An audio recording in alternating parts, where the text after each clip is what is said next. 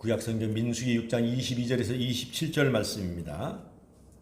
이 말씀 여러분들이 심령을 여시고 받아들여서 복을 받으시기 바랍니다. 여호와께서 모세에게 말씀하여 이르시되 아론과 그의 아들들에게 말하여 이르기를 너희는 이스라엘 자손을 위하여 이렇게 축복하여 이르라. 여호와는 내게 복을 주시고 너를 지키시기를 원하며 여호와는 그의 얼굴을 내게 비추사 은혜 베푸시기를 원하며 여호와는 그 얼굴을 내게로 향하여 드사 평강 주시기를 원하노라 할지니라 하라. 그들은 이같이 내 이름으로 이스라엘 자손에게 축복할지니 내가 그들에게 복을 주리라. 아멘. 고린도후서 13장 13절 말씀입니다. 네.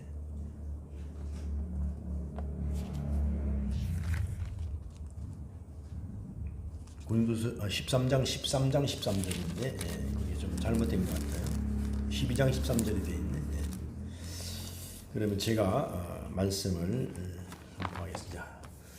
주 예수 그리스도의 은혜와 하나님의 사랑과 성령의 교통하심이 너희 무리와 함께 있을지어다. 아멘. 앉으시기 바랍니다. 옆에서 인사합시다. 참 잘 오셨습니다. 설에 복 많이 받으시기 바랍니다. 아멘. 오늘 고향을 찾아오시거나 부모님을 찾아오셔서 설을 보내고 계시는, 그리고 여러분들이 잊지 않고 주일을 성수하는 여러분들에게 모두 우리 성도들이나 다 설날 하나님이 내려주시는 복을 풍성히 받으시기를 주의 이름으로 축원합니다. 아멘. 우리 250장 내 주의 보혈은 우리가 1, 2절만 하겠습니다. 내 주의 보혈은 정하고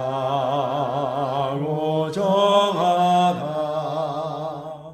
내 죄를 정케 하신 주 나로라 하시네. 내가 주께로 지금 왔으니 지금 왔으니 십자가의 보혈로 날 씻어주. 두 손을 가슴에 얹고 약하고 추해도 주께로 나오면 힘 주시고 대추함을 곧 씻어주시네. 내가 주께로 지금 가오니 십자가의 보혈로 날 씻어주소. 내가 주께로 지금 왔으니 내가 주께로 지금 왔으니 십자가의 보혈로 날 씻어주소. 한 번 더 내가 주께로 지금 왔으니 내가 주께로 지금 왔으니 십자가의 보혈로 날 씻어주소서. 아멘. 우리가 하나님 앞에 나올 때에는 용서를 구하고, 우리가 어찌 감히 하나님 앞에 나올 수가 있겠습니까? 주님께서 우리를 십자가 보혈로 씻어주시고 우리의 죄를 씻어주시고 우리에게 말씀을 주실 때에 여러분이 아멘으로 하다할 때 여러분에게 복이 넘치기를 주의 이름으로 축원합니다. 할렐루야. 한번 따라 하겠습니다. 자손을 위하여 이렇게 축복하라. 자손을 위하여 이렇게 축복하라. 한 번 더 하겠습니다. 시작. 자손을 위하여 이렇게 축복하라. 아멘. 오늘이 설날이죠. 근데 요즘 뭐 우리가 어렸을 때하고 지금 설하고는 많이 달라졌습니다. 옛날에 우리는 뭐 그냥 동구밖이나 나무 저기 동네에 약간 넓은 터만 있으던 모여서 색동저고리를 입고 자랑을 하고 까치 설날은 어저께고요. 우리 설날은 오늘이라고 우르르 몰려다니면서 세배를 하고 제 어렸을 때 생각해 보면 그때 1원짜리 굉장히 컸어요. 1원짜리 세배 또는 1원이면 엄청나게 많이 준 겁니다. 1환 원으로 바뀐 지 얼마 안 되죠. 지금 뭐 10,000원이나 100,000원이나 50,000원하고 따지면 엄청나죠. 저는 여태까지도 기억에 남는 것은 1원에 비과가 7개. 항상 그 문방구 사러 가면은 1원 내면 얼마면 7개. 비가 알죠? 이 종이에 싼 거. 붙어가지고 여름철에는 이게 막 떨어지지도 않고 그래서 막 아까워서 종이채 막 먹어버리고 그런 시절이 있었습니다. 옛날 같으면 지금쯤 고속도로도 많이 생기지 않고 자동차도 없었고 그럼 여기서부터 보따리를 싸고 이고 지고 시내버스를 기다려서 10분 20분 기다려서 몇 번 보내고 사상터미널에 예를 들어서 가면은 또 거기 터미널에 가면 사람이 줄 서서 또 표가 없어서 몇 시간 기다려서 자 진주까지 고향 찾아가면은 또 가다가 차가 펑크가 나거나 고장이 나면 또 한두 시간 보내고 그래서 저녁 나서 3시나 돼서 도착하면은 또 차가 없어서 달구지가 와서 싣고 가든지 아니면 걸어서 터벅터벅 머리에 이고 손에 들고 그렇게 가서 하루 종일 갔다가 오는데 요즘은 정말로 우리 선조들에게 감사해야 됩니다. 자동차를 만들고 고속도로를 닦고 정말로 이렇게 전화가 있고 여러분 이게 거저 생긴 것이 아닙니다. 군관민이 다 열심히 잘 살아보세요 해가지고 우리가 잘 살아보는 데만 신경을 썼지 자녀들 교육에 대해서는 그냥 돈 벌으라는 데만 신경을 썼지 부모 긍정이나 나라를 사랑하는 데에서 우리가 뒷짐을 지고 있었어요. 그래서 오늘날에 물질 만능 시대가 돼가지고 일 안 하고도 먹고 살려는 이런 팽배하고 그리고 항상 이 보면은 어두움이 있고 밝음이 있고 그래서 좌측이 있고 우측이 있고 그래서 항상 긍정이 있고 불평이 있고 그렇습니다. 그 여러분들은 항상 긍정과 감사의 편에 서시기를 주의 이름으로 축원합니다. 요즘 텔레비를 보더라도 그래요. 여러분 텔레비 보면 패널들이 나와서 부정적인 것 사람은 맨날 부정적인 얘기만 하고 긍정적인 얘기를 하는 사람은 굉장히 긍정적인 얘기를 하고 그 나라도 그렇잖아요. 공산당이 있으면 민주주의가 있고 그래서 항상 둘입니다. 그래서 돈을 열심히 버는 사람이 있는가 하면 열심히 불평하고 쓰는 사람이 있고 그렇습니다. 세상은. 그래서 여러분 하나님은 우편인 줄로 믿습니다.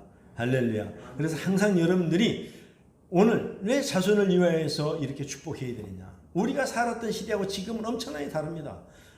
옛날에 우리는 그냥 없기 때문에 구박을 받았어요. 옷 한 벌 사면 1년 내내 입고 빨 시간도 없고 그래서 막 강에 가가지고 빨래 빨아와야 막 비누가 있습니까?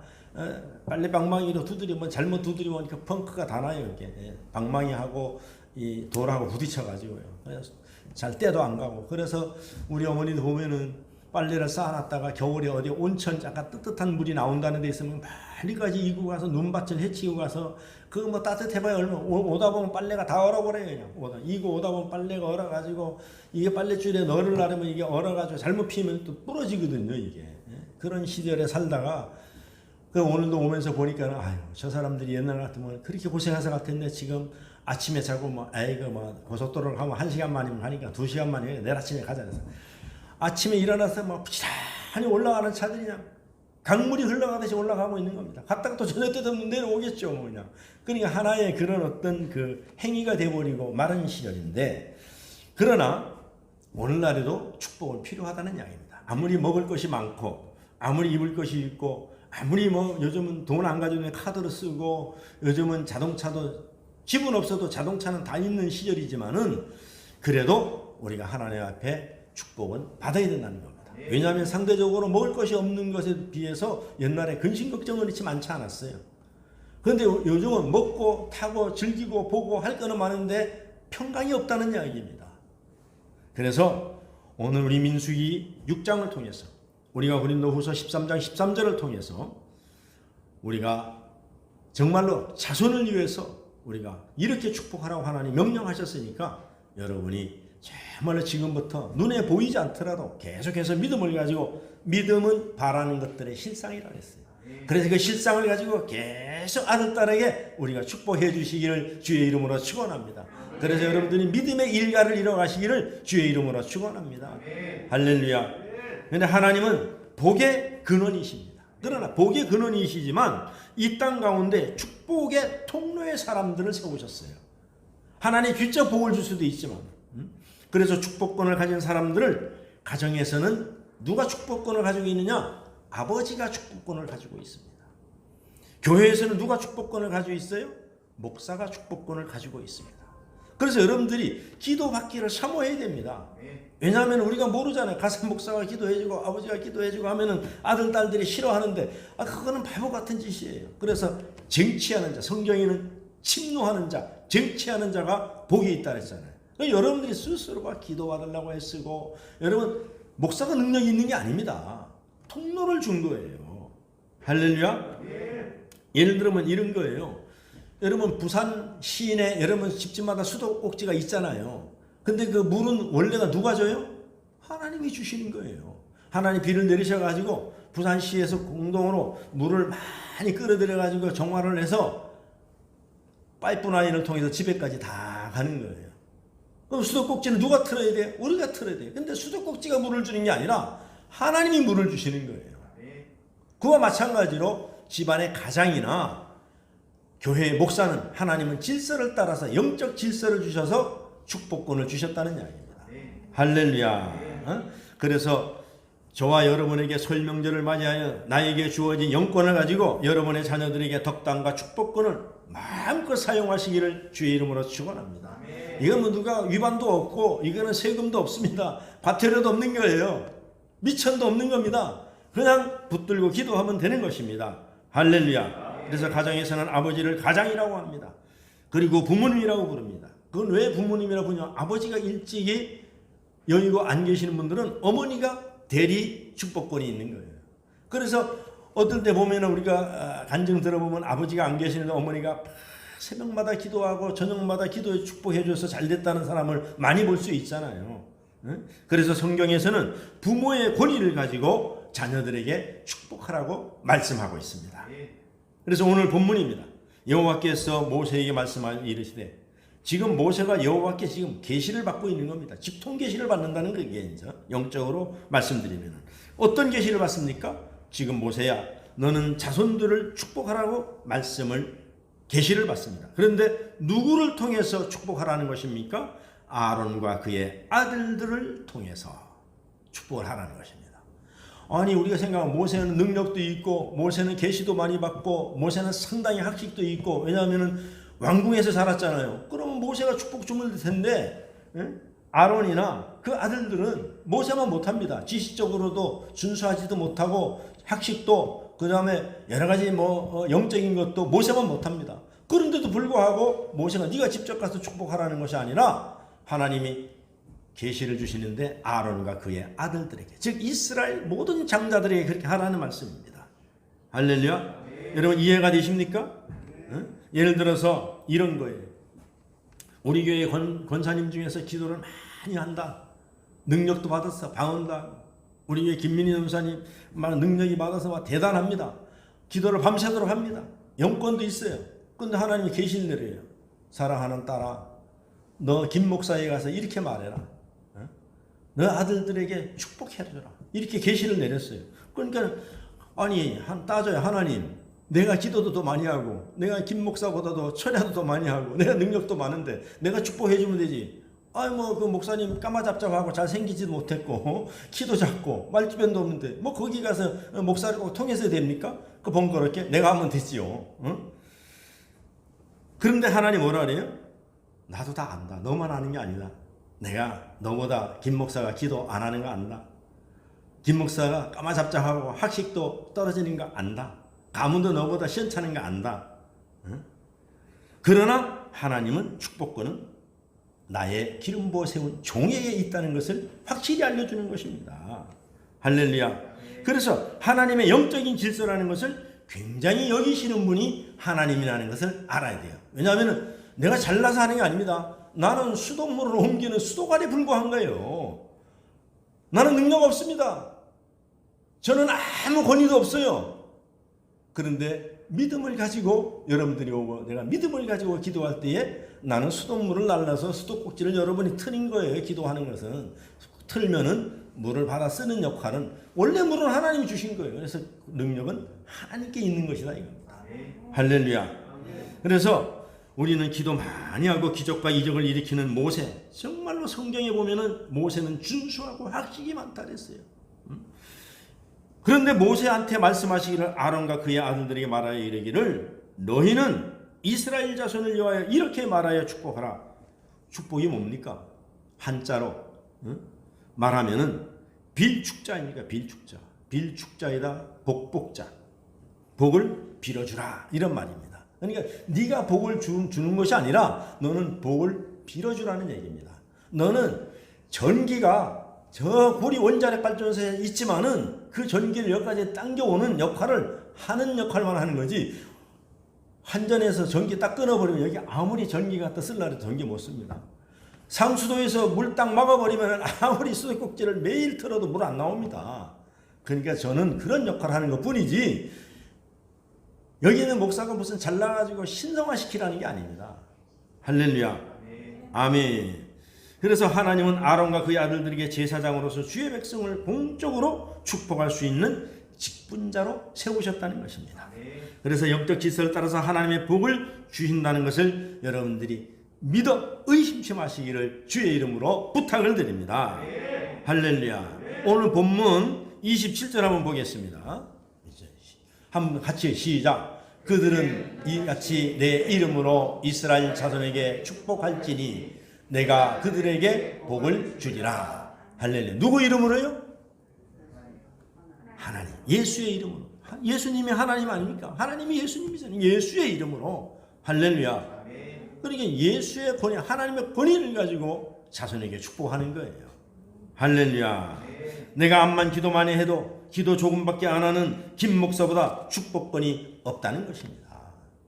그래서 제사장으로 축복권을 가지고 축복하라고, 그리고 그 복은 그 목사나 제사장 이 주는 것이 아니라 목사나 제사장을 통하여서 복은 하나님이 주신다는 것입니다. 오는 설날이라서 교회 나오느라고 아침 식사 드시고 이제 가서 또 가족들 만나고 또 요즘은 뭐 처갓집이나 본가나 다 섬기는 그런 시대잖아요. 가시면은 여러분 세뱃돈도 중요하지만 세뱃돈보다 요즘 아이들은 잘 모르니까 그래요. 다 모아놓고 오라래갖고 그냥 축복해 주는 거예요. 축복해 주는 오늘 본문에 나온 그대로 얘기하면 돼요. 본문에 나온 그대로. 평강이 있을지어다. 평강이 있을지어다. 평강이 이 아들 딸들이 이 손자 손녀들이 이 조카들이 평생을 살아가면서 하나님의 평강이 임하여 주시옵소서. 그렇게 하면 되죠. 뭐. 그것이 가장 정말 좋은 축복인 줄 믿습니다. 왜 그렇습니까? 교회에서는 하나님이 목회자에게 축복권을 주었습니다. 성경 말씀대로 제가 좀 부족해도 가정에 가면은 그 축복권은 바로 내가 가장인 나에게 있기 때문에 그렇습니다. 여러분은 축복의 통로를 그 축복을 해줄 때 하나님이 그 복을 내려주신다는 확실한 믿음을 가지고 여러분이 복을 내려주시기를 주의 이름으로 축원합니다. 그렇다면 그렇게 축복하는 복의 내용이 무엇입니까? 첫 번째 복은 지켜주시는 복이라는 것입니다. 오늘 24절입니다. 본문 말씀 한번 같이 읽어보겠습니다. 시작.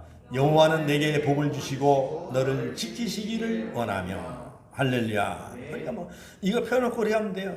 사랑하는 조카들, 손자 손녀들, 아들 딸들 척 펴놓고 거기다가 사랑하는 아무개야, 사랑하는 조카 홍길동아, 사랑하는 누구야, 복을 하나님께 너를 복 주고 너를 지키시기를 원한다. 뭐 얼마나 멋있는 기도입니까? 그렇게 하면 되는 거예요. 할렐루야. 아멘. 그래서 사람이 살면서 위험의 요소가 없고 안전하면은 자신의 역량을 발휘하기가 쉽습니다. 우리가 보세요. 우리가 북한에서 막 위축이 오고 그러면은 투자자들도 안 들어오고 사회가 불안하면 우리가 사업을 할까 말까 하잖아요. 근데 안정적이면은 사람들이 미래를 담보하기 때문에 우리가 투자도 하고 사업도 벌리고 공부도 하고 직장도 하고 그러잖아요. 그래서 평강이 굉장히 중요한 거예요. 그래서 우리가 하나님께서 복을 주셔서 우리가 하나님이 지켜주기만 하면은 우리가 투자자들이 여기 투자할 때 북한에서 도발만 안 하면은 한국의 미래를 보고 투자를 많이 한단 말입니다. 근데 전쟁이 일어날 기미가 하고 보이가 하면 투자를 안 하고 주식값도 내려가죠. 그래서 하나님이 너를 지켜주신다는 확실한 그 마음을 심어줘야 되는 거예요. 할렐루야. 그래서 생존 욕구가 위기가 오면 사람들이 굉장히 강하잖아요. 우리가 지난 22년도에 11월 달에인가 있었던 그 봉화에서 탄광이 무너져 가지고 거기에 갇혔던 분이 열흘 가까이 말이죠. 9일인가 열흘 가까이 그 속에 있으면서 커피 믹스 먹고 살았다 그러잖아요. 커피 믹스 회사에서 돈 좀 많이 줘요. 엄청나게 광고 많이 됐거든요. 광고비 많이 수십억인데 말이야. 몇 억 줘도 상관없어요. 내가 봐서는. 그리고 그 사람 불러다가 계속 인터뷰하는 거예요. 광고도 내보내고 하면. 그래서 사람이 물만 마시고는요. 보통 뭐 한 4, 50일은 살 수 있어요. 정신력이거든. 정신력. 그래서 금식하면서 기도하는 기독교인들이 오래도록 그렇게 버틸 수 있는 건 뭐냐면은 하나님이 함께 한다는 걸 믿기 때문에 물만 먹고도 40일 금식 너끈히 하는 겁니다. 근데 왜 사고를 당하느냐? 배고픈 마음에 막 금식이 할 때는 괜찮아요. 다 끝났다 하면은 막 식욕이 막 돋아나는 거예요. 막 먹고 싶어. 그래서 한꺼번에 먹다가 그냥 그게 탈이 나거든요. 그래서 항상 아주 엷은 미움을 가지고 열을 먹고 또 된죽을 가지고 또 열을 먹고 이렇게 40일 동안 이렇게 위를 다스려야 됩니다. 그걸 안 하면 죽는 거예요. 그렇기 때문에 북한이 그런 불안을 조장하는 것은 왜 그렇습니까? 남한을 사랑해서 그런 것이 아니에요. 말은 말이지 그렇지만 그래서 불안하게 해서 한국의 모든 경제나 이런 사회 활동을 중단시키고 혼란하게 하기 위해서 하는 거예요. 그래서 우리가 보면은 제가 기억하는 건 그래요. 1953년도에 우리가 전쟁이 끝났지만은 6.25 전쟁이 끝났지만은 제가 기억하는 것만 해도 우리 남한이 뭐 북한을 공격했다 이런 얘기는 들어본 적이 없어요. 먼저 우리는 항상 방어만 하죠. 근데 제가 기억하는 것만 해도 북한에서 공격한 것은 엄청나게 많습니다. 제가 군대 생활할 때에 도끼 마닝 사건이 일어났어요. 미루나무 사건. 미군들이 죽었지요 그때. 그 다음에 이제 유영수 여사가 총탄에 맞아서 죽었습니다. 지금도 생생합니다. 군대에서 비상이 걸려가지고 외출 나가다가 유병소에서 딱 갔는데 10시에 딱 사이렌이 울려서 들어갔거든요. 그 당시에는 군대 생활을 갖다 35개월, 36개월 했어요. 우리 김신조 내려갔죠. 울진 삼척지구 간첩 내려갔죠. 그때 간첩 내려왔을 때 그 훈련 개한테 내가 물려가지고 지금도 이 뒤꿈치가 말이지 이빨 자국 이만큼 있거든요. 탁 물어가지고 말이죠. 밤에 캄캄한 옛날에 전기도 없잖아요. 가는데 나와서 물어가지고 말이죠. 얼마나 놀랐는지 모릅니다. 하여튼 옛날에는 그 약국도 없어 그래가지고 그냥 약국에 가서 이렇게 무슨 약인지 몰라요. 줘서 그냥 바르고 말았는데 그런데 그 파출소 가서 물어보니까는 광역병 주사를 놨기 때문에 괜찮다 하더라고요. 그러니까 뭐 그 당시에는 6, 7밖에 안 됐으니까 믿을 수밖에 없는 그런 입장입니다. 뭐 그런 사건도 있었죠. 그래 그 당시에는 간첩도 상당히 많았었어요. 그 당시에는. 그런가 하면은 또 김신조 일당이 청와대 습격 사건도 있었고, 그다음에 천안함 사건이라든지 최근에 와서는 또 뭐 연평 해전 그런 것들, 또 전 정권에서는 또 38선의 목함지뢰 사건이라든지 요즘에 와서는 이제 뭡니까? 뭐 무슨 뭐 미사일을 자꾸 발사하는 거, 불상체라 하고 말이죠. 미사체라 하고 이런 거를 수없이 쐈잖아요. 수없이 쐈고. 그래 요즘에 와서 이제 대두전이 뭡니까? 무인기를 갖다가 남한까지 내려보냈다는 겁니다. 그러니까 수없는 이런 침공을 했었어요, 사실은요. 근데 난 그들이 참 이상한 것은 북한을 따라가는 사람들을 보면은 추종하거나 주사파라 하고 뭐 그런 사람들을 보면 이상한 것이 아니 저희들이 미국을 그렇게 싫어하면서 자기 자녀들은 전부 다 미국 가서 공부시키고 미국 가서 돈 벌고 말이죠. 그러면 중국이 그렇게 좋으면은 북한하고 중국하고 그렇게 동맹국이라면은 근데 묻고 싶어요 한번. 아니 너희들이 얘기하는 고난의 시대에 400만 500만이 굶어 죽었다면서요. 그러면은 그 굶어 죽을 때 중국은 뭐 했느냐 이겁니다. 쌀 갖다 주고 보리쌀 갖다 주고 가루 갖다 줘서 먹여 살려야 되지. 한 푼도 안 갖다 줬다는 얘기입니다. 근데 그게 무슨 동맹입니까? 그러니까 중국에 속아 넘어가면 안 돼요. 비슷한 것 같으나 여러분 내가 늘 말씀드리지만 음식이 상한 것이 약간 냄새가 나는 것 같아요. 약간 이상하면 완전히 이상한 겁니다. 그러니까 나라도 보세요. 약간 이상하면 완전 공산당입니다. 비스무리하게 색칠해놔서 그렇죠. 그래서 우리가 자세히 보면은 영적으로 바라보면은 공산당은 끝까지 공산당입니다. 그렇기 때문에 여러분 이 민주주의가 우리 국군 장병들이 이 민주주의를 지키기 위해서 우리 국민을 지키기 위해서 지금도 말이죠. 38선에서 밤낮을 지키고 있잖아요. 그래서 국군이 지키니까 각자의 자리에서 우리가 농사꾼은 농사의 자리에서 상인은 상인의 자리에 어부는 어부의 자리에서 정말로 여러분 공장에서 일하는 분들은 공장 현장에서 그다음에 상인들은 상인의 현장에서 학생들은 공부를 열심히 하고 선생들은 열심히 가르치고 그래서 각자의 자리에서 다 정말로 기독교인들은 복음을 전하고 열심히 일한 결과가 오늘날에 이렇게 잘 사는 나라를 다 이룰 수 있었던 겁니다. 그래서 다 있어야 돼요. 군인도 있어야 되고 공장도 있어야 되고 농사 짓는 사람도 있어야 되고 우리가 예배 드려서 하나님께 기도하는 사람도 있어야 되고 다 있어야 돼요. 누구는 있어야 되고 누구는 없어야 되는 게 아닙니다.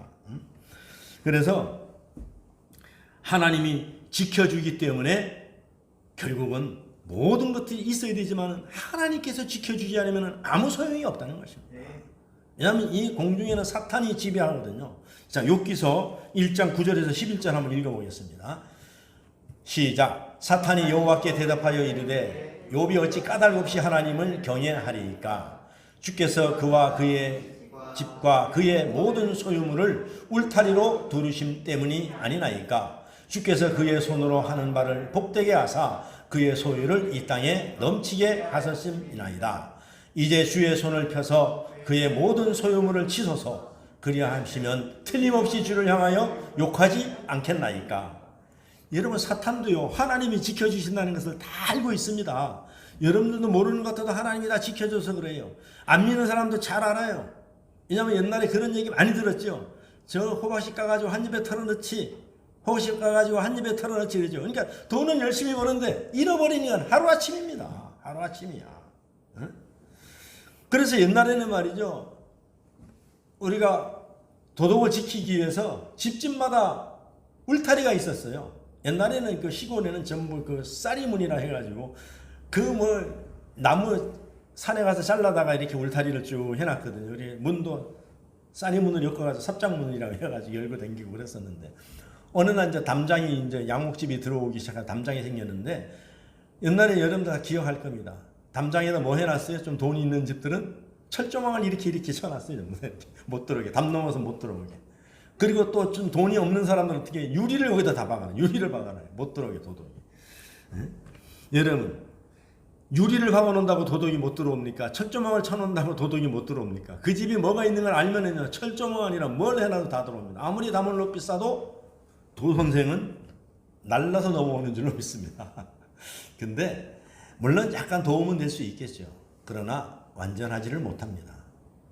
그런데 하나님이 울타리를 치시고 하나님이 지켜주시면은 모든 것이 다 보존됩니다. 근데 반대로다가 오늘 마귀가 그러잖아요. 울타리를 한번 걷고서 한번 그를 쳐봐서 그래도 하나님이 잘 믿겠는가? 그러니까는 도둑 맞는 것도 다 하나님의 뜻에 있다는 것입니다.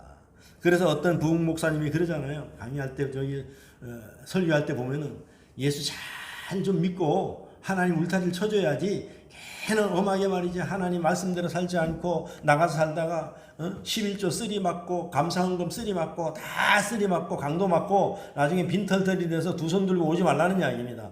그게 사실은요 그 아끼는 것 같아도 아끼는 게 아니라는 것입니다. 성경에도 기록되어 있어요. 도덕도 없고 강도도 없고 동력도 쓸지 않고 훔쳐가지도 못하고 불에도 타지 않고 물에도 침몰되지 않은 하늘에 쌓아두라고. 할렐루야. 아멘. 그러니까 저와 여러분 인생 가운데서 이 한 해 하나님이 지켜주시는 은혜가 함께 하시기를 주님의 이름으로 축복합니다. 할렐루야. 그래서 여러분의 자녀들이 이 말씀으로 축복하시기 바랍니다. 하나님이 이 한 해 동안 너를 지켜주시기를 바란다. 자녀들이 건강과 영혼을 사탄의 침노를 빼앗기지 않게 지켜달라고 기도하시길 바랍니다. 그리고 삶의 자리마다 하나님의 물질도 지켜주시고 가족도 지켜주셔야 됩니다. 그리고 이 모양 저 모양으로 지켜주시는 은혜가 있기를 예수님의 이름으로 축원합니다. 지켜주시는 그 울타리 안에서 마음껏 자기가 수고하면 됩니다. 자기가 애쓰고 수고한 만큼 마귀한테 빼앗기지 않기만 해도 인생이 복된 것입니다. 실로 많은 사람들이 버는 것보다 사탄에게 빼앗기는 것이 굉장히 많아요. 그래서 여러분 우리가 병드는 사람한테 뭐라 그래요? 병 말아리잖아요. 그럼 뭡니까? 우연히 병드는 것 같아도 그걸 통해서 물질을 뺏어가는 거예요. 돈도 못 벌게 할 뿐만 아니라 뺏어간단 말입니다. 그래서 하나님 앞에 교회에 충성 봉사하고 믿음으로 심어놓은 것을 빼앗기고 주일날 말씀 듣고 나가면서 길가밭에서 말씀이 그 영혼 속에 자라나지 못하게 마귀한테 말씀을 빼앗기고 다 그렇게 되는 거예요. 그래서 우연이라는 것은 없는 겁니다. 까닭 없는 일은 없는 것입니다. 그래서 하나님이 지키시는 은혜가 이 설날 아침에 함께 하시기를 주의 이름으로 축원합니다. 할렐루야. 두 번째로 여호와는 그 얼굴을 내게 비추사 은혜 베푸시기를 원하며 오늘 25절을 한번 비춰주시기 바랍니다. 25절 우리 함께 읽겠습니다. 시작. 여호와는 그의 얼굴을 내게 비추사 은혜 베푸시기를 원하며 할렐루야. 하나님의 얼굴을 여러분들 항상 바라보고 있는 겁니다. 하나님의 은혜의 햇빛을 비춰주고 있는 것입니다. 하나님께서 그리고 보시고 하나님께서 각자마다 은혜를 내려주시는 것입니다. 오늘은 설날입니다. 감사와 은혜의 차이가 무엇인지 아십니까? 여러분 감사와 은혜의 차이가 비슷한 것 같아도 여러분 감사는 우리가 하나님께 드리는 것이고 은혜는 하나님께로부터 우리가 오는 것이 은혜입니다. 할렐루야. 진실한 마음을 가진 사람이라면 예수님을 믿고 난 이후에 가장 가슴 뭉클하게 다가오는 단어 중에 하나가 뭡니까? 하나님의 은혜라는 것입니다. 그래서 사람들은 은혜 받았다. 오늘 하나님 은혜였었어. 하나님 은혜 받았다는 것입니다. 찬송을 부를 때도 은혜라는 말이 들어간 대목에서 우리는 눈시울을 붉히고 가슴이 뭉클할 때가 많습니다. 그 이유는 하나님이 받은 은혜가 그만큼 많기 때문입니다. 우리가 하나님께 받은 은혜를 정말로 노트에 매일매일 적어놓으면 정말 엄청나게 많을 것입니다. 그런데 그걸 적어놓지 않기 때문에 우리는 망각의 동물이라서 시간이 흐르면 다 잊어버려서 그렇죠. 그렇기 때문에 우리가 복음성도 보면은 정말로 좋은 복음성들이 많잖아요. 나를 지으신 이가 하나님, 나를 부르신 이가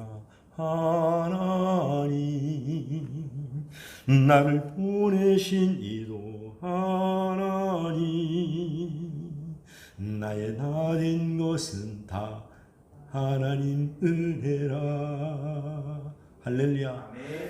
여러분 여기 그냥 앉아있는 것 같아도 하나님이 이 땅에 보내셨고 하나님이 여기 불러 모으셨고 하나님 우리에게 복 주시고 하나님이 함께 하시고 나가 나되게 한 것은 다 하나님의 은혜인 줄로 믿습니다. 할렐루야. 그 뭐가 은혜냐면은 은혜는 물고기는 물에 사는 것이 은혜입니다. 사람, 동물은 이 땅에 사는 것이 은혜입니다. 왜 그렇습니까? 하나님의 물고기가 물도 마시고 만약에 공기도 마시고 산다면 얼마나 신기하겠습니까? 근데 물고기는 물 밖에 나오면 죽습니다. 근데 물고기가 산소 안 먹는 거 아닙니다. 물속에도 산소량이 있어야 돼요. 여러분 수조 탱크 보잖아요. 고기 화로 싣고 가는 차들 보면은 산소통 전부 싣고 가잖아요. 물속에다 끊임없이 산소를 집어넣습니다. 그래야 그 공기 때문에 물고기가 살아요. 물만 먹고 사는 게 아닙니다.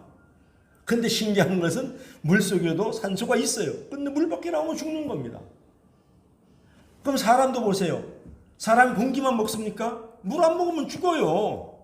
근데 물이 그렇게 좋은데도 불구하고 물하고 공기하고 갈라놨는데 사람이 공기 마시다가 물속에 들어가면 그 속에도 산소가 있는데도 불구하고 죽는 겁니다. 그래서 사람이 살 수 있는 산소를 주신 하나님의 은혜이고 할렐루야. 물속에 사는 고기가 물 먹고 사는 게 은혜인 줄로 믿습니다. 그게 하나님의 보호하는 거예요. 너는 물고기는 물속에만 있으라고 가둬놓은 거예요. 사람은 물속에 들어가지 말고 바깥에만 있으라고 가둬놓은 겁니다. 영적으로. 그것이 은혜입니다. 다른 것이 은혜가 아닙니다. 할렐루야. 그래서 우리 죄 많은 인생들에게 값없이 베풀어 주시는 조건 없는 호의나 혜택을 말하는 것입니다. 은혜의 기초는 하나님의 그 크신 사랑입니다. 하나님의 크고 놀라우신 사랑이 우리 가운데 나타난 모습이 바로 은혜라는 것입니다. 은혜. 그래서 은혜가 하나님으로부터 나오는 것이라면 감사는 마땅히 은혜를 받은 우리 사람들에게서 하나님을 향하여서 감사의 노래를 불러야 될 줄로 믿습니다. 아멘.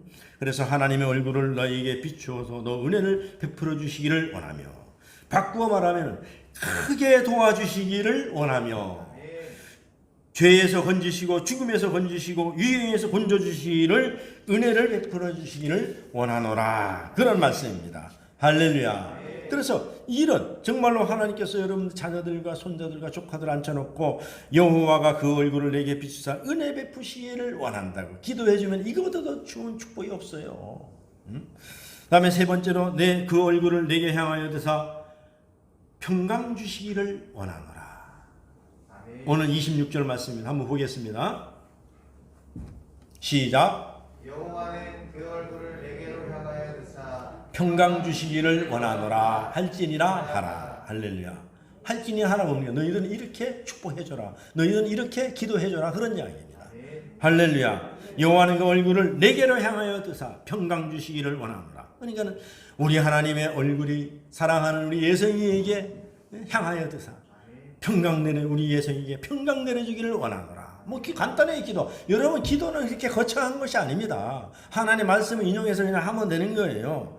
여러분 돈 많이 쌓아놓고 안전부절 걱정하고 근심하고 비단 입을 깔아놓고 불면증으로 시달리면서 고민거리가 얼마나 많습니까? 낮에도 걱정, 이불 속에 들어가도 걱정할 필요 없어요. 여러분 밤이 되면은요 모든 것이 다 업무가 중단되기 때문에 은행도 중단되고 상업도 중단되고 모든 것이 다 중단되기 때문에 그냥 뭘 하려고 할 수가 없어요. 그러니까 편안히 그냥 자면 돼요. 자면 돼요. 그런 여러분이 하나님이 평강을 주신 것이 얼마나 좋은지 몰라요. 여러분 행복하게 사는 것이 뭐 대수인지 압니까? 별거 아닙니다. 행복하게 사는 거. 예를 들어서 이겁니다. 한번 더 예잘, 잘, 삼잘, 삼잘. 세 가지 뭡니까? 잘 먹고, 잘 자고, 잘 누고. 그 세 가지면 끝나는 거예요. 연세 드신 분들 여러분 변비 때문에 고생하시죠? 얼마나 고생하는지 몰라요. 잘 잡수는 거 소화 안 돼서 어렵죠? 그러니까 우리가 잘 먹는 거 왜 소화 안 될까 봐 겁이 나서 못 먹는 거예요. 치아 없어서 못 먹는 거예요. 그러니까 여러분 먹고 싶은 거 잘 먹고 소화 잘 시키고 화장실에 잘 가면은 이거 뭐 최고의 축복이지 뭐. 밤에 잘 자고 말이죠. 다른 거 뭐 있습니까? 근데 그걸 누가 해요? 하나님이 주관하셔야 된다는 것입니다. 하나님 생각해 보세요. 우리 오장육부를 주셔 사람을 만들어 놨는데 모든 동물들은 보세요. 기가 막히잖아요. 누가 시켜주지도 않았는데 여러분 아무 음식이나 맛있는 거 다 먹어요. 다 먹어도 이 안에서 다 소화시켜. 피로 보내고 살로 보내고 머리로 보내고 발로 보내고 손톱으로 보내고 뼈로 보내고 다 걸르고 나서 나머지 뒤로 나가요. 여러분 이거 기적 중에 기적입니다. 이게. 여러분 여러분들이 쏟아내는 오물이 엄청나게 많잖아요. 하나님께서 엄청난 정수기를 주셨잖아요. 모든 오물을 다 쏟아내도 강물로 바다로 흘러가서 하늘로 올라가서 다시 땅에 내려서 땅속으로 들어가서 다 땅속에서 물이 오는 과정에 전부 정화가 되는 거예요. 그래서 사람이 먹는 겁니다. 여러분 1년에 우리가 정수기로 나가는 게 돈이 수십조 원이 나갑니다. 우리가. 여러분들이 다 오염시켜서 그런 거예요. 그래서 지난번에 우리 홍준표 그 대구시장이 토론하는 거 보니까 이 말이 맞아요. 이제는 상수도를 강물에서 퍼오는 것이 우리나라는 70%라는 겁니다. 근데 외국 사례를 들어서 외국에는 30%밖에 안 된대요. 다 지하수를 파서 공급한다는 얘기입니다. 그래서 우리나라도 이제는 강물을 땡겨오지 말고 지하수를 개발해서 지하수로다가 이 상수도를 공급해야 된다는 얘기입니다. 그래서 깨끗한 걸 줘가지고 지금 우리 가정마다 쓰는 그 정수기만 없애도요 우리나라에 엄청난 국고에 도움이 된다는 이야기입니다. 맞는 얘기입니다. 그야말로 정말로 하나님 주시는 이 정수기를 우리가 잘 활용해야 될 줄로 믿습니다. 그래서 어떤 동물들인데 어떤 사람이 죽어서 다 썩으면은요 몇백 년 지나면 다 흙으로 돌아가 버리고 깨끗한 거예요. 몇백 년 후에 가서 이 사람이 뭐 거기서 사람이 죽었는지 뼈가 녹아서 흙이 되는지 아무도 모릅니다. 그러니까는 하나님이 지어놓은 것은 완벽한 것입니다. 그리고 하나님 우리에게 주시는 복도 완벽한 것입니다. 그래서 하나님이 뭐라 그랬습니까? 오늘 함께 하시고 너와 함께 하시고 지켜주시고 은혜를 베푸시고 평강 주시기를 원하노라. 이것이 우리에게 주시는 세 가지 축복인 줄로 믿습니다. 그래서 실제로 이스라엘 제사장들은 민수기 6장의 말씀을 제사장의 축복문이라고 합니다. 그리고 신약 성경에 와서 바울 사도가 말한 것은 고린도후서 13장 13절의 말씀이 우리가 예배 마치고 나서 우리 기독교에서 축도로 쓰고 있지 않습니까? 옛날에는 구약시대 때에는 민수기 6장 22절에서 27절 말씀을 예배 끝나고 나서 했단 말입니다. 제사가 끝나고 나서. 그래서 오늘날에도 교회에는 자율이라서 이건 민수기 6장을 쓰는 데도 있고 고린도후서 13장 13절을 쓰는 데도 있어요. 그래서 이 예배가 끝나고 나서 이 세 가지의 축복을 여러분들이 다 받고 돌아가셔야 됩니다. 할렐루야. 아멘. 그래서 여러분들도 설명절 가운데서 여러분의 자녀 손들은 오늘 본 말씀 7절 그들은 이같이 내 이름으로 이스라엘 자손에게 말할지니라. 그러니까 하나님이 여러분들에게 주신 특권입니다. 가서 내 이름으로 축복하라는 겁니다. 할렐루야. 아멘. 그래서 축복은 직분을 가지고 있는 아론의 자손을 제사장도 너희는 직분 가지고 해라 하는데 복을 주는 것은 하나님이 주시는데 그 복을 민수기를 지나서 신명기의 말씀과 여호수아의 말씀을 보면은 그 축복의 성취가 되는 사람들이 있는데 성취가 안 되는 사람도 있습니다. 성취가 되는 사람들은 긍정적인 사람이요, 성취가 안 되는 사람들은 부정적인 사람이기 때문에 그렇습니다. 그래서 부정적인 사람 되지 마시고 항상 긍정적인 사람이 되셔서 하나님의 축복을 많이 받으시는 저와 여러분이 되시기를, 그리고 여러분의 가문과 여러분의 자녀들과 손손이 되시기를 주의 이름으로 축원합니다. 왜 그렇습니까? 말은 사람의 사고 체계를 지배하기 때문에 그렇습니다. 그래서 하나님께서도 말씀으로 우주를 창조하셨어요. 할렐루야. 그럼 말은 굉장히 권위가 있는 것입니다. 성경에 보면은 마태복음 12장 34절 한번 띄워주시기 바랍니다. 함께 읽겠습니다. 시작. 독사의 자식들아 너희는 악하니 어떻게 선한 말을 할 수 있느냐? 이는 마음에 가득한 것을 입으로 말함이라. 자, 입에서 나오는 말이 입에서 나오는 겁니까? 우리 속에서 나오는 겁니까? 그렇죠. 속에서 나오는 겁니다. 그러니까는 속에 있는 네 마음이 바로 돼야 된다는 이야기입니다. 우리가 네 마음이. 너희는 선한 말을 안 하려고 마음부터 이렇게 먹었기 때문에 너희 입에서 악한 말이 나온다 이겁니다. 그래서 선한 마음을 가지라는 겁니다. 그래서 말은 감정의 열쇠가 됩니다. 말 한마디가 인생을 즐겁게 하기도 하고 슬프게 하기도 합니다. 말 한마디가 그 사람을 성공의 길로 가기도 하고 실패의 길로 가기도 합니다. 말 한마디가 그 생명을 살리기도 하고 말 한마디가 그 생명을 자살의 길로 인도하기도 한다는 것입니다. 그래서 우리는 긍정적인 말과 부정적인 말 중에 어떤 말을 더 기억하는 것을 시험했던 그 기관이 있어요. 사람들이. 피실험자에게 15개의 좋은 말과 15개의 나쁜 말을 보여준 결과 66%가 나쁜 말을 더 많이 기억하고 있더라는 이야기입니다. 그러니까 사람들은요, 그 나라 국민성도 있어요. 사람들은 감정, 나에게 서운하게 하고 나에게 잘못하는 것은 잊지 않는다는. 그래서 우리나라 옛날에 어른들이 속담도 있잖아요. 은혜는 물에 새기고 원수는 돌에 새긴다고. 안 잊어버리는 거예요. 그래, 그 이웃 나라에 있는 그 필리핀에 가면요, 필리핀 사람들은 함부로 하면 안 돼. 그 사람들은요, 딱 그 감정이 오래 갑니다. 그러니까 뒤끝이 오래 가는 거예요. 나쁜 말 하면 그걸 아주 오랫도록 기억하고 있어요. 그래서 결국은 해코지를 합니다. 그런 민족이거든요. 근데 우리는 그냥 우리 민족은 또 그거 반대죠. 그냥 막 다 잊어버리고 말잖아요. 그냥.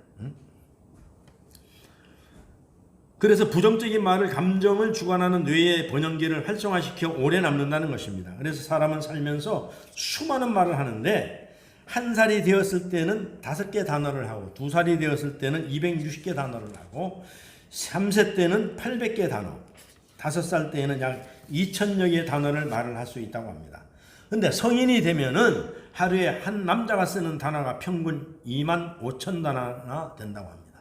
근데 성인이 된 여자는 하루에 3만 단어쯤을 사용한다고 합니다. 그래서 1년 동안 자신이 사용하는 단어를 책으로 펴내면은 400페이지에 달하는 책을 132만 권을 만들 수 있다는 분량입니다.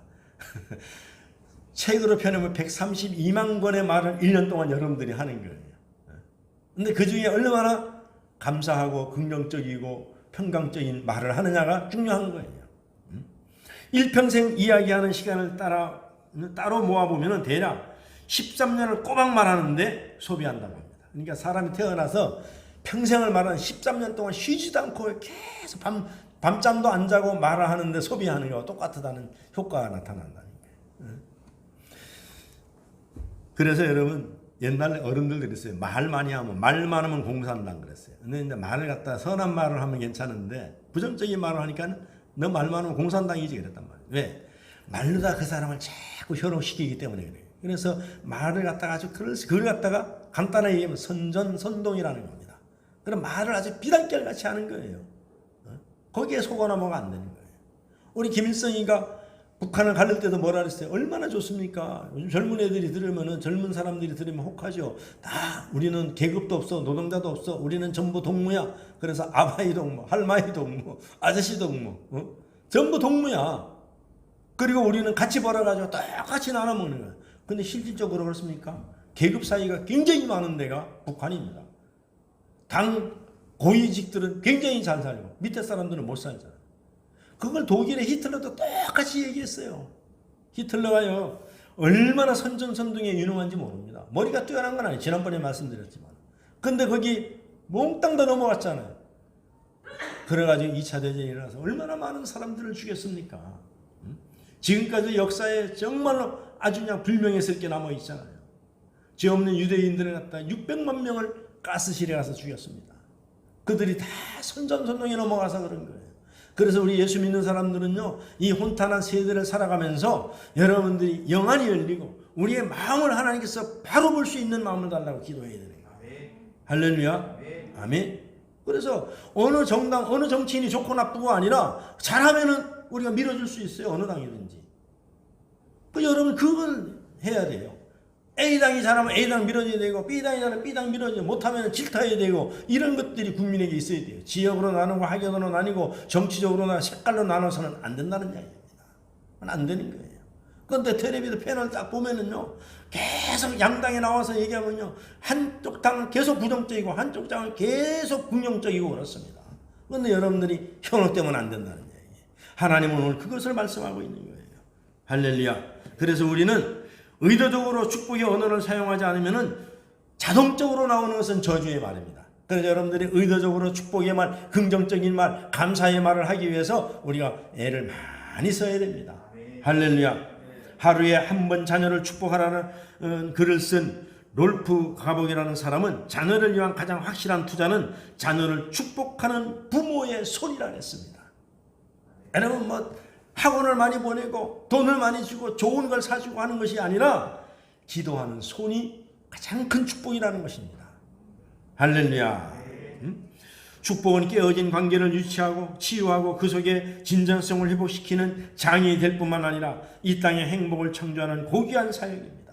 그래서 하나님은 그 축복권을 부모에게 허락하셨습니다. 그래서 축복은 실로 부모의 특권이요 거룩한 임무다라고 축복받는 자녀 망하지 않는다는 것입니다.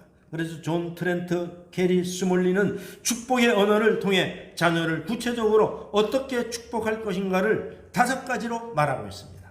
첫째, 애정어린 접촉이 있어야 한다는 것입니다. 그래서 입맞춤과 안아주기, 안수 등의 축복을 베풀 때에 수반되는 행위입니다.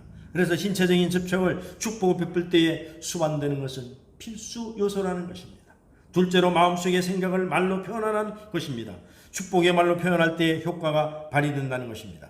참된 인정과 칭찬을 선한 말로 표현하라는 것입니다. 표현하지 않는 축복은 성과가 없다는 거예요. 셋째로 축복은 받은 자에게 높은 가치를 심어주라는 것입니다. 개인의 소중한 기질과 성품을 묘사하는 방식으로 높은 가치와 칭찬을 전달하는 것이라 했습니다. 그 다음에 넷째로 축복을 받는 자의 특별한 장래를 말해주라는 것입니다. 자녀에게 특별한 장래를 말하는 것은 축복을 베푸는 중요한 방법이고 이를 통해서 자녀의 장래에 소망이 넘치며 이미 장래가 결정되기 때문에 그렇다는 것입니다. 다섯 번째 축복을 이루기 위해서 적극적인 헌신이라고 합니다. 축복의 근원이 되시는 하나님인 것을 인정하고 그분의 능력과 권세로 보장해 주도록 요청하라는 말씀입니다. 그리고 그것에 그치지 말고 자녀들에게 가장 유익한 방식으로 자신의 삶을 헌신하라고 말하는 것입니다. 하나님께 헌신하고 이웃에 헌신하고 동료들에게 헌신하고 그렇게 계속 심어주라는 것입니다. 축복을 받은 자녀가 성공하도록 도와주시는 실천이 뒤따라야 된다는 것입니다. 그래서 축복의 언어는 행복한 사람을 만듭니다. 예수님께 나오는 어린아이들을 안고 안수하고 축복하셨습니다. 그래서 하나님은 내 이름으로, 오늘 본문 27절 말씀 아닙니까? 내 이름으로 이스라엘 자손에게 축복할지니 내가 그들에게 복을 주리라. 그러니까 우리가 자녀들을 위해서 부모가 자신감을 가지고 축복권을 행사하시기를 주의 이름으로 축원합니다. 복을 주시는 분은 하나님이시기 때문에 그렇습니다. 이 설날에 여러분들이 이제 가정으로 친지들로 돌아가서 많은 친척들, 조카들, 손자들, 아들들 그리고 많은 사촌들 모아놓고 축복해 주시기를 주의 이름으로 축원합니다. 그들은 처음에서 야 일로 와라 내가 복 줄게 모이라 하면은 변면자 갖고 안 옵니다. 그래도 일단 어떻게든지 모아놓고 듣든지 안 듣든지 그거는 네 책임이야. 그래서 그냥 안 되면 성경책 이걸 딱 펴놓고 그냥 민수기 6장 22절에 27절까지 그냥 확 외워버리고 이 복 다 받아라 하고 예수님의 이름으로 기도하면 끝나는 거예요. 그냥. 그래서 여러분이 견면적 하지 말고 여러분이 영적으로 승리해야 됩니다. 할렐루야. 그래놓고 좀 더 감히 한다면 예수 믿는 것이 큰 복이야. 끝나는 거예요. 안 믿고 안 믿기는 늘 책임이야. 나는 다 베풀었어. 할렐루야. 그런 용기를 가지시기를 주의 이름으로 축원합니다. 기도하겠습니다. 참으로 좋으신 아버지 하나님 감사합니다. 오늘 하나님께서 주시는 이 말씀을 붙들고 우리의 자녀들의 미래를 결정할 수 있는 축복권을 우리 가장에게 부모에게 주셨습니다. 하나님 이 목사에게 주셨습니다. 우리가 하나님의 권위를 가지고 많은 축복을 하여서 이제 우리 삼강교회에 나오는 모든 성도들의 가정이 복을 받고 자녀들이 복을 받고 이 나라가 복을 받는 놀라운 역사가 있게 하여 주시옵소서. 감사하고 예수님의 귀하신 이름으로 기도하옵나이다. 아멘.